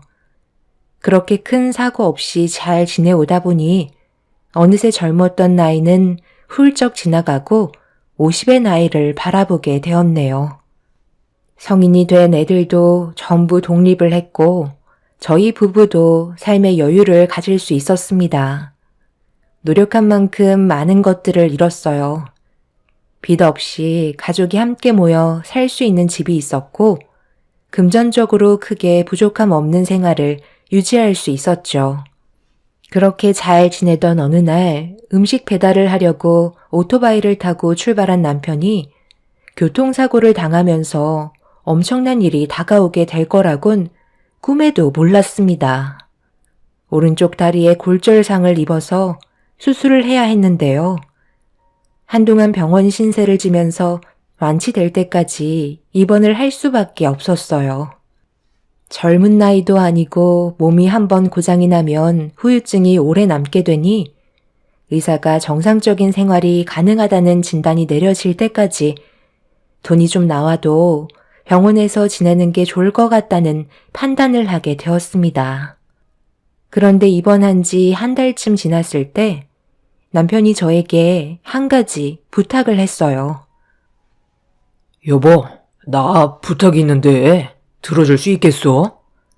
병원에 지금 한 달 정도 있었잖아. 그런데 병실이 나 혼자 사용하는 게 아니라서 불편한 점들이 꽤 많더라고. 거기에다가 가격 차이도 많이 안 나면 입원하는 동안만큼 편히 있으면 안 될까? 내가 너무 불편해서 그래. 확실히 여러 가지로 신경 쓰이는 부분들이 계속 생기더라고. 그리고 알게 모르게 다른 환자들이랑 마찰도 있어서 나중에 큰 싸움으로 번질까봐 그것도 걱정이고. 정상인들도 모여서 살면 싸우는 판국에 환자들끼리 한 공간에 뭉쳐 있으니까 불편한 게 너무 많아. 내 부탁 좀 들어줄 수 있지? 그래도 내가 스트레스 받는 것보다 편히 쉬는 게 당신도 마음이 놓이지 않겠어? 사고 났을 때는 몰랐는데 입원하면서 몸 상태를 지켜보니까 여기저기 아픈 곳이 꽤 많이 올라오더라고. 요즘 이런 문제들 때문에 너무 신경이 쓰여서 잠도 제대로 못 자서 예민해지기까지 했다니까. 정 불편하면 병실을 옮겨달라고 해야지 어쩌겠어. 당신 몸이 우선이잖아. 내가 처리해 줄 테니까 너무 걱정하지 마. 남편도 그동안 고생을 많이 해서 그런지 교통사고가 나면서 온몸이 안 좋은 것 같아 보였어요. 거기에다가 병실에 있는 환자들과 함께 생활을 하다 보니 많이 불편한 듯 보였습니다. 그렇게 남편의 부탁으로 1인 병실로 자리를 옮겼고 몇 달간 치료를 받으면서 확실히 몸은 빠른 속도로 좋아졌어요. 의사에게도 퇴원을 해도 될 것 같다는 진단을 받게 되었습니다. 그래서 몇 달간 병원에서 생활할 때 사용했던 물건들을 정리하기 위해 시간 날 때마다 하나둘 집으로 가져왔었어요. 그날도 어김없이 식당 일을 마무리하고 서둘러 병원을 들려 다음날 있을 남편의 퇴원을 준비하려고 병실 문을 열었는데 그 순간 제 두 눈에 거슬리는 장면을 보게 되었죠. 남편이 간호사와 대화를 주고받고 있었는데 뭐가 그리 좋은지 둘이서 서로 마주보고 앉아 있었어요. 제가 병실 문을 열고 들어오자마자 남편과 간호사가 화들짝 놀랐습니다. 오늘은 식당 문을 일찍 닫았나 봐? 내일 내가 퇴원하잖아. 그동안 나를 보살펴준 담당 간호사한테 고마웠다고 대화 좀 하고 있었어. 병원 일하는 게 쉬운 건 아니잖아. 나 같은 환자 돌봐주는 게 얼마나 힘들겠어. 그런데 한 번도 힘든 내색 안 하고 매일 밝은 얼굴로 나를 간호해 주셨어. 당신도 최 간호사 잘 알고 있지? 나중에 내가 식사라도 사야 할까 봐. 제가 심기가 불편한 표정을 보이고 있자 간호사는 저에게 인사를 건넨 뒤 급하게 병실 문을 열고 밖으로 나갔어요. 남편은 저를 바라보면서 기분이 안 좋았던 거라도 있냐며 본인도 무슨 실수를 하고 있는지 아는 것 마냥 눈치를 살피고 있었습니다. 간호사야 당연히 환자를 상대해야 하기 때문에 친절하게 최대한 좋게 끝내려고 남편의 비위를 맞춘 것 같아 그냥 넘어가려고 했었어요. 그때까지도 크게 문제 삼지 않았었죠. 어차피 퇴원을 하면 두 번 다시 볼 사이도 아니고 남편과 간호사의 나이 차이도 꽤 있었기 때문에 더 이상 쓸데없는 생각은 하고 싶지 않아 아무렇지 않게 행동했었네요. 그런데 제가 본 남편과 간호사가 앉아있던 첫 장면이 바람의 시작이 될 거라곤 전혀 상상하지 못했었죠. 남편은 퇴원을 한 이후부터 무리한 움직임은 좋지 않다는 의사의 말에 더 이상 식당 일에 관여하지 않고 집에서 쉬기로 했었어요. 홀과 배달 일은 다른 직원을 구해도 충분했었기 때문에 신경 쓰게 하고 싶지 않았습니다. 그런데 이게 문제였어요. 집에서 쉬면서 잡생각을 많이 하게 된 건지 저 몰래 밖으로 도는 시간이 많아졌고 여기저기서 남편의 행적을 보고 받았네요. 워낙 한자리에서 오래 장사를 했었기 때문에 단골도 많았는데 거의 대부분 손님들께서 남편이 교통사고를 당했다는 걸 거의 알고 계셨죠. 이런 상황에서 손님이 방문을 하실 때마다 남편이 건강해진 모습이 보기 좋다며 딸과 보내는 시간이 많아서 부럽다고 이상한 말을 전해 들었죠. 제 딸들은 독립을 한 상태라 전화해서 물어보니 남편과는 함께 시간을 보낸 적이 없다는 말을 들을 수 있었습니다. 그럼 제가 식당에서 뼈 빠지게 일을 하는 동안 남편은 집에서 쉬고 있으면서 밖으로 나와 저 말고 다른 여자와 자주 반복해서 시간을 보내고 있다는 건데 이렇게 되면 누가 봐도 남편은 바람을 피우고 있는 거였죠. 교통사고를 당했을 때 머리를 크게 다쳐서 그런 건지 언제나 가정에 충실했던 남편이 한 번도 보이지 않았던 행동들을 하고 있으니 기분이 좋지 않았습니다. 동네가 넓은 것도 아니고 한 달이 건너면 다 아는 사람들인데 남들의 입에 오르락 내리락 할 수도 있는 안 좋은 모습은 초장부터 확실하게 짚고 넘어가는 게 좋을 것 같았어요. 식당 일을 마감하고 집으로 돌아와 보니 하루 종일 집에 있었던 남편은 태평하게 소파에 앉아 TV를 보면서 쉬고 있었습니다. 오늘 어디 다녀왔어? 당신 봤다던 사람이 오늘 꽤 있었거든. 나갔다 온다고 하면 나한테 한마디라도 하지 그랬어. 잠깐 동네 마트에 들러서 군것질거리 좀 사서 집에 오는 길이었지. 그게 문제라도 된다는 거야? 사람들이 남의 가정사에 왜 이렇게 참견이야? 여기 동네 사람들이 은근히 오지랖이 넓다니까. 내가 식당에 없어서 많이 힘들지 않아? 당신이 식당에 없어서 힘든 것보다 나 몰래 밖에서 돌아다니는 당신 때문에 손님들이 그 모습을 보고 나한테 얘기해 주는 게 힘들어. 식당 일이 얼마나 바쁜지 알면서 왜 이렇게 신경 쓰이게 하는 거야? 돌아다니면 다리에 안 좋다는 거 몰라? 그리고 옆에 끼고 있던 여자는 누구야? 아까 어떤 손님이 당신 옆에 어떤 여자가 있었다는데 딸인 줄 알고 있더라고. 아, 저번에 입원했을 때 담당 간호사 있잖아. 지나가다가 잠깐 마주쳤지. 그래서 이런저런 대화하고 헤어졌는데 설마 당신 지금 나 의심하는 거야? 간호사랑 내가 나이 차이가 얼마인데 의심할 걸 해야지. 손님들이 보고 말해주는 것만 믿지 말라니까. 앞으로 밖에 나갈 일 있으면 무조건 얘기할 테니까 너무 예민하게 받아들이지 마.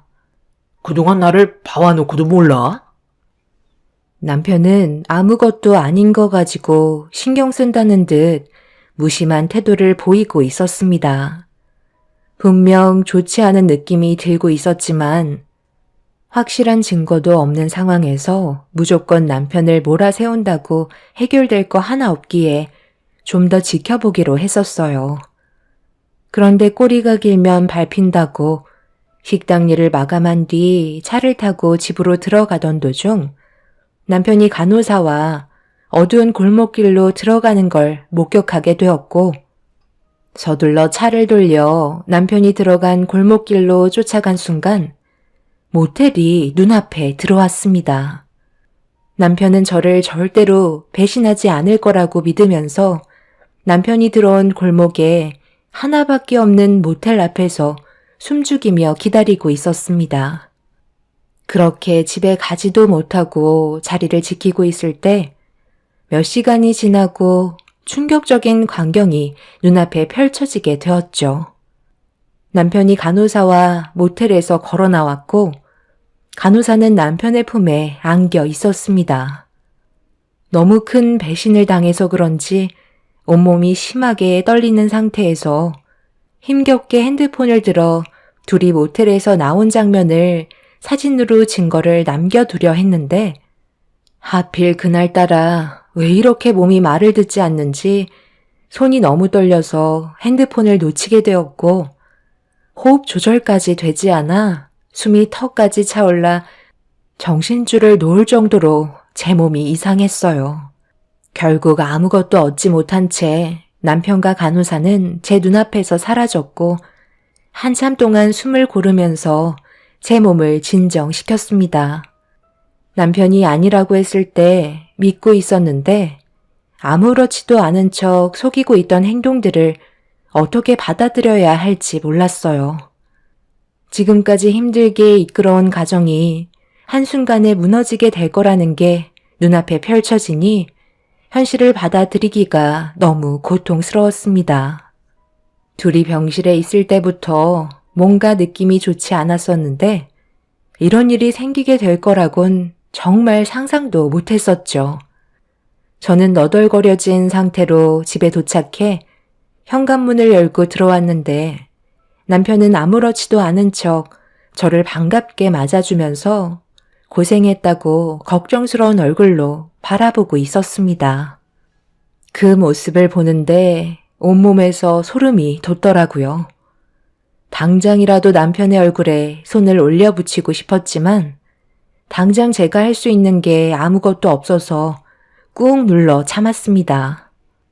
그리고 두 사람을 가볍게 용서해주고 싶은 마음은 조금도 없었어요. 그날 잠 한숨 못 자고 앞으로 어떻게 행동해야 할지 많은 생각을 하면서 시간을 보냈고 평소처럼 행동하면서 남편의 눈에 띄지 않게 모든 걸 준비하기 시작했죠. 사람을 시켜서 증거물을 만드는 건 크게 어려운 문제는 아니었어요.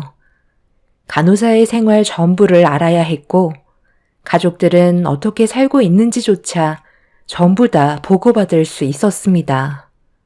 뼈 빠지게 벌은 돈을 남편과 상간녀의 뒷조사를 하는데 사용한다는 게 너무 화가 치밀었지만 나중에 전부 돌려받을 수 있다는 변호사의 말에 거침없이 움직였네요.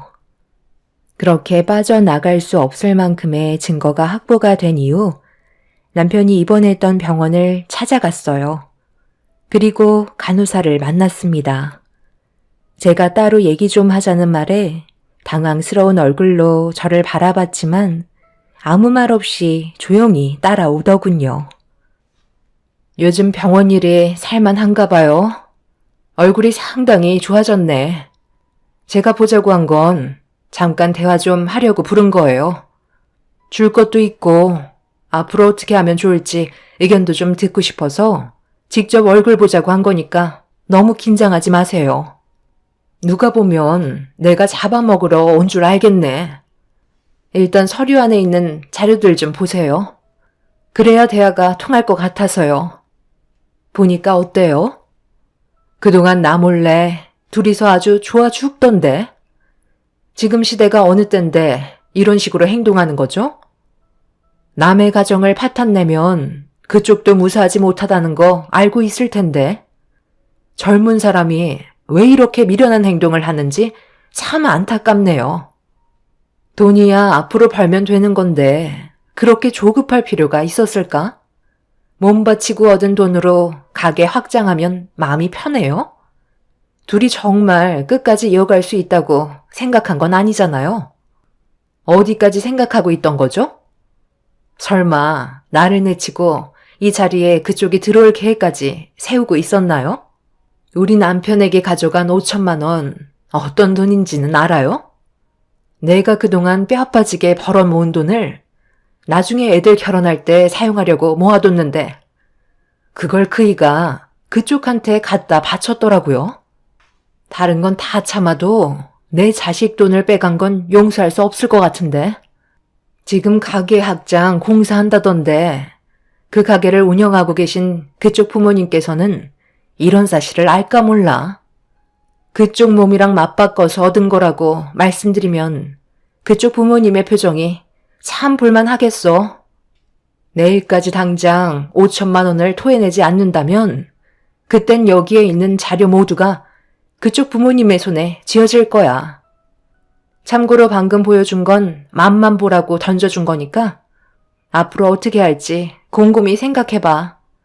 앞으로 나가봤자 누가 손해겠어?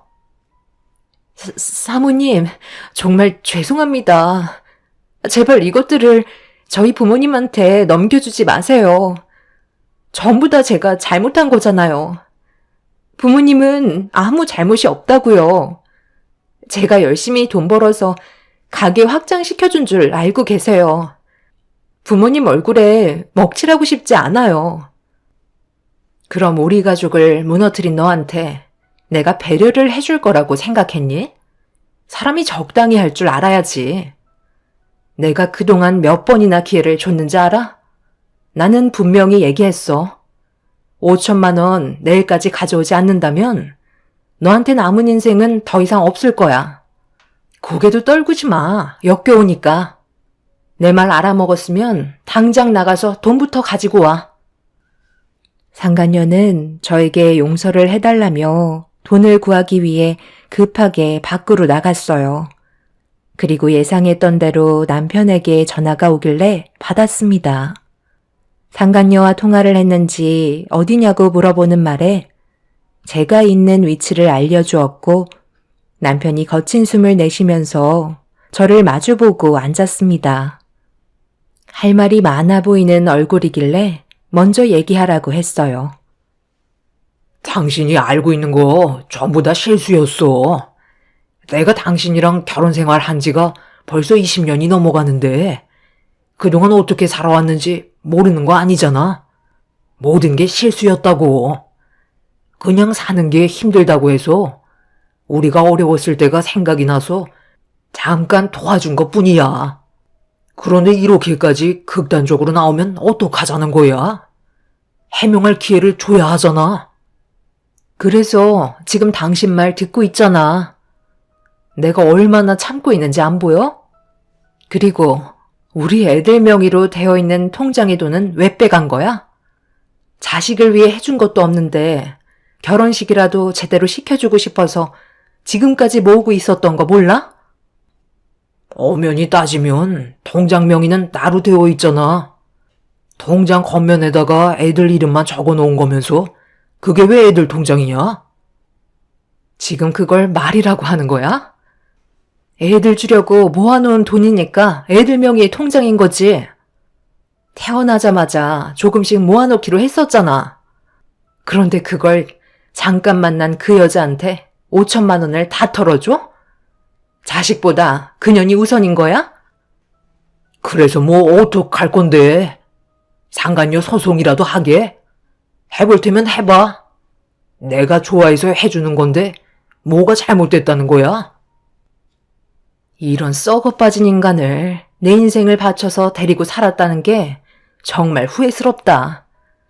어떻게 된 게 내가 생각했던 대로 흘러가는지 정말 신기하네. 그 여자가 건물 밖으로 나가자마자 당신한테 전화할 거 예상하고 있었거든. 그럼 당신은 나한테 해명하려고 급하게 달려오겠지. 그래서 선물 하나 준비했어. 여기에다가 사인만 하면 돼. 그럼 우리는 이제 남남 되는 거야. 사람이 왜 이렇게 극단적이야? 어쩌다 실수 한번 한 거 가지고 지금 나랑 이혼하자는 거야? 내가 여태까지 싸운 게 있는데? 그동안 힘들게 싸운 걸 한순간에 무너뜨린 게 당신이야. 긴 말 필요 없고 당장 사인해. 더 이상 함께할 생각 없어. 남편은 절대 그렇게 할 수 없다고 얘기하고 있는데 제 핸드폰으로 전화가 오길래 곧바로 받아 위치를 알려주었고 뒤이어 시부모님께서 저와 남편이 있는 곳으로 걸어오셨어요. 남편은 뭐 하는 짓이냐고 경악을 했지만 모든 건 남편이 자초한 일이기 때문에 감수해야 될 일이었죠. 시부모님께서는 어떤 상황인지 전혀 모르는 상태에서 자리에 앉으셨네요. 오늘 회식하기로 했다면서. 그래서 약속 시간 맞춰서 근처에 있었지. 그런데 너희 안색이 왜 이렇게 안 좋니? 일이 힘들어서 그렇죠. 별거 아니니까. 그럼 자리에서 일어날까요? 여기 근처에 괜찮은 음식점 정말 많거든요. 드시고 싶으신 거 있으시면 말만 하세요. 제가 오늘 특별히 가족을 위해서 비싼 곳으로 안내할 테니 자리에서 일어날까요? 아직 내가 준비한 건 시작도 안 했는데 왜 벌써 자리에서 일어나려 하는 거야? 어머님, 이이가 방금 오늘이 특별한 날이라고 했잖아요. 그래서 제가 드릴 선물이 있는데 너무 놀라셔서 기절하실지도 몰라요. 마음에 드실지 모르겠어요. 뭔데 그래? 너희 요즘 식당 일이 잘 되고 있는 거야? 무슨 서류니? 혹시 땅 문서나 집 문서 같은 거니? 기대해도 되지? 어머나, 이게 뭐야? 여보, 이것 좀 봐봐요. 내 아들이 다른 여자랑 함께 있는데 이 여자는 누구니? 언제부터 이런 사이였던 거야? 아니, 어떻게 이런 쓰레기 같은 짓을 네가 할 수가 있는 거야? 지금 본초를 놔두고 다른 여자랑 바람을 피우고 있었던 거야? 그래서 우리가 왔을 때 둘이 표정이 좋지 않았구먼. 젊은 나이도 아니고 먹을 만큼 먹은 놈이 이런 일을 저질러? 제가 지금까지 저 사람을 믿고 살아왔었는데 너무 큰 실망을 해서 더 이상 함께할 수 없을 것 같아요. 저는 몇 번이나 물어봤었는데 남편은 아니라고 거짓말까지 하더라고요. 더 이상 부부끼리 신뢰가 없는데 뭘 믿고 살아가겠어요? 저희 이혼하겠습니다.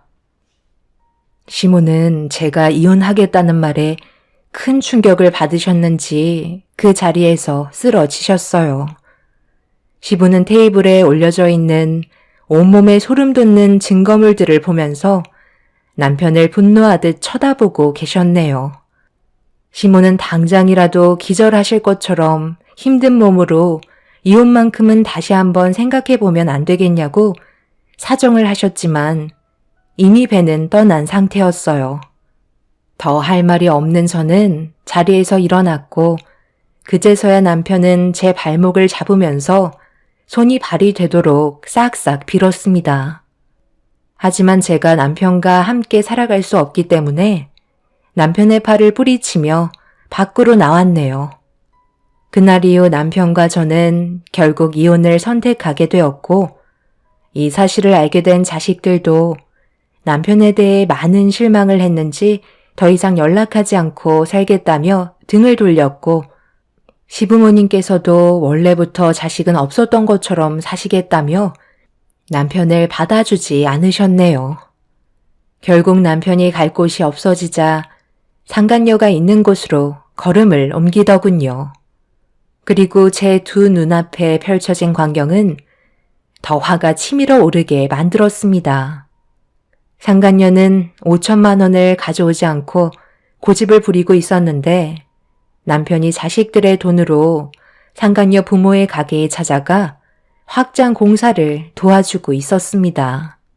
제가 나타나자 상간녀와 남편은 굳은 얼굴로 바라보고 있었죠.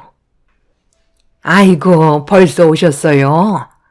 아직 확장 공사가 안 끝나서 며칠 시간이 더 필요할 것 같아요. 효정아, 인사해라. 앞으로 우리 식당에서 전체적인 음식을 담당해 주실 중요한 분이시다. 너희 아빠랑 아무리 생각을 해봐도 장사가 잘 안 되는 게 홀이 작아서가 아니라 음식 맛에 문제가 있는 것 같아서 요리 잘하시는 분을 모집하고 있었거든. 그런데 사장님께서 근처에 식당을 하고 있는데 도와준다고 하시길래 잠깐 식당에 다녀온 적이 있었는데 손님이 줄까지 서서 있는 걸 보고 무조건 도움을 받기로 했다. 우리 식당에 중요한 보직을 맡고 계신 분이시니까 앞으로 잘 좀 챙겨드려라. 지금까지 정말 힘들게 살아왔었는데 이제야 우리 집안도 꽃이 필 것 같네. 이왕 오신 김에 저녁이라도 함께 하고 가시죠. 귀하신 분을 그냥 보내드릴 수 없죠. 그리고 일적으로도 많은 대화를 나누고 싶은데 시간 괜찮으시죠? 저야 당연히 시간이 되죠. 그렇잖아도 오늘 사장님 좀 뵈러 온 게 일적인 문제로 찾아온 거예요. 그럼 식사하러 가실까요? 그런데 이분은 누구세요? 못 보던 분이신데? 사장님 예비 사위 되시는 분이신가 보네. 제가 짐작한 게 맞는 거죠? 제 딸과 결혼까지 생각하고 진지하게 만나고 있어요.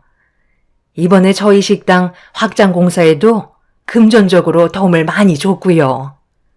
사위가 오고 난 뒤부터 일이 어찌나 잘 풀리는지 사장님까지 저에게 와주신 걸 보면 저희도 이제 좋은 일들만 생기려나 봐요.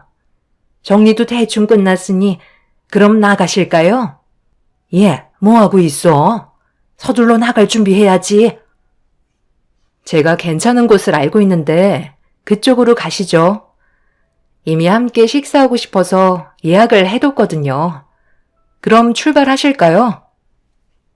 상간녀와 남편은 정색한 얼굴로 아무 말도 하지 못한 채 저를 따라왔고 상간녀의 부모는 이 사실을 전혀 모르고 있는 듯 상당히 기분이 좋아 보였습니다. 그렇게 제가 준비한 자리에서 모두가 함께 모여 식사를 하면서 때를 기다리고 있었어요. 상간녀의 부모는 저에게 일적으로 여러 가지 질문을 하면서 대화를 이끌어 나갔지만 더 이상 저는 아무것도 귀에 들어오지 않았습니다. 그런데 상간녀의 엄마가 천장에 걸려있는 빔 프로젝터가 눈에 들어왔는지 식당에서 이벤트 같은 것도 하냐며 웃으면서 질문을 던지길래 식사하면서 좋은 영상 하나 볼 거 있는데 보시겠냐고 물어보니 상간녀의 부모는 긍정적인 모습을 나타내셨네요. 그렇게 제가 준비한 영상이 재생이 되었고 식사를 하시면서 영상을 보던 상간녀 부모는 입에 가득 들어간 음식을 내뿜으며 사색이 된 얼굴로 저를 바라보고 있었습니다. 영상을 통해 모든 상황을 알게 된 상간녀의 부모는 입을 다물지 못했네요. 어머, 이게 어떻게 된 거야? 왜 저 사람한테 가족이 있는 거니? 함께 찍은 영상들이잖아. 얘, 무슨 말 좀 해보라고.